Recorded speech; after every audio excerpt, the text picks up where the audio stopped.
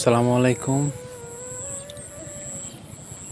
ময়মনসিংহ বিভাগের নেত্রকোনা জেলা দাঁড়িয়া বাজারে পাশে রেল লাইনে আসছি। দেখুন বৃষ্টির পানিতে কি অবস্থা।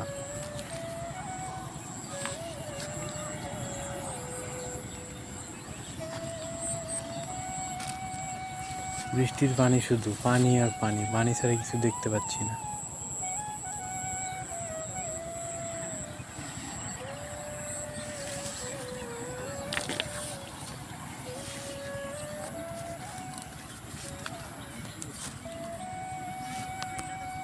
ওই যে দেখুন ছেলেপেলে মাছ ধরতেছে।